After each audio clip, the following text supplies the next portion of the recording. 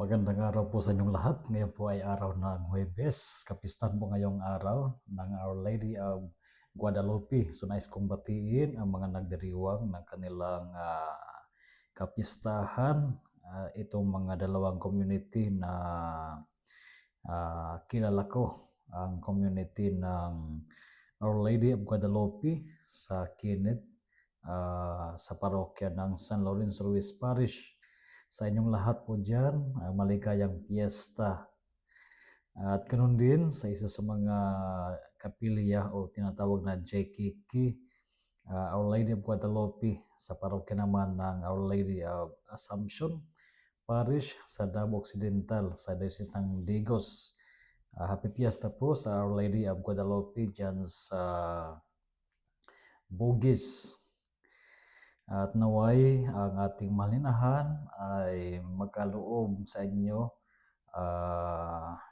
ng mga biyaya o sa tulong ng kanyang intercession. Mga kapatid, samahan niyo si Padre Ron upang ating pakinggan ang Ebanghelyo mula sa Ebanghelyo San Lucas chapter 1 verses 26 hanggang 38. Ang Ebanghelyo ito ay naayon sa kapistahan ng Our Lady of Guadalupe. The angel Gabriel was sent from God to a town of Galilee called Nazareth, to a virgin betrothed to a man named Joseph of the house of David. The virgin's name was Mary, and coming to her he said, "Hail, full of grace, the Lord's with you." But she was greatly troubled at what was said, and pondered what sort of greeting this might be.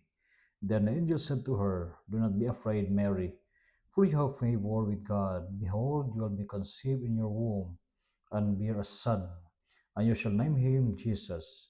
He will be great, and will be called Son of the Most High, and the Lord God will give him the throne of David his father, and he will rule over the house of Jacob forever.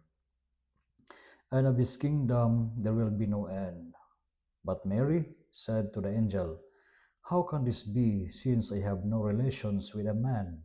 And the angel said to her in reply, "The Holy Spirit will come upon you, and the power of the Most High will overshadow you. Therefore, the child to be born will be called Holy, the Son of God. And behold, Elizabeth, your relative, has also conceived a son in her old age. And this is the 6th month for her who was called barren, for nothing will be impossible for God." Mary said, "Behold, I am the handmaid of the Lord. May it be done to me according to your word." Then the angel departed from her. Mga kapatid, muli maligayang araw sa inyong lahat. Napakahalaga po ang araw na ito sapagkat ibigdiriwang ng simbahan ang kapistahan ng Our Lady of Guadalupe.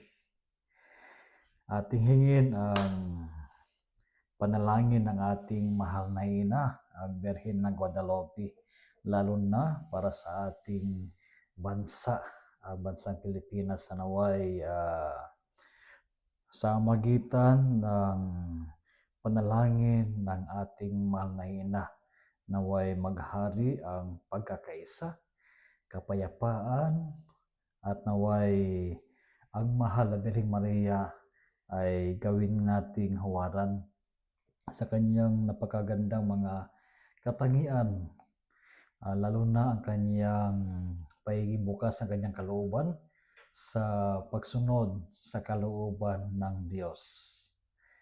Sabi ng ating malina, "I am the servant of the Lord, may it be done to me as you have said." Ako'y alipin ng Panginoon, mangyari ayon sa inyong salita o ayon sa inyong sinabi.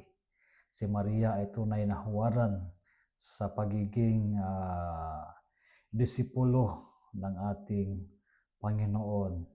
Naway ating matutunan to put our life under the care of God. Naway pagsumikapan natin na maging handa tayo na sundin ang kalooban ng Diyos. Ang kalooban ng Diyos ay laging nakakahigit sa ating mga kalooban, ng ating mga gusto mangyari sa buhay. Ang plano ng Diyos ay mas maganda, the best. Alam ng Diyos ano ang mas nakakabuti sa atin. At hindi lamang nakakabuti sa atin, nakakabuti rin sa ating kapwa. Napakahalaga na lalo nating o lagi natin makita na tulad ng ating mahal na Birheng Maria, maging instrumento din tayo upang sa gayon ay magkaroon ng katuparan anuman ang ninanais ng Diyos sa ikabubuti ng lahat.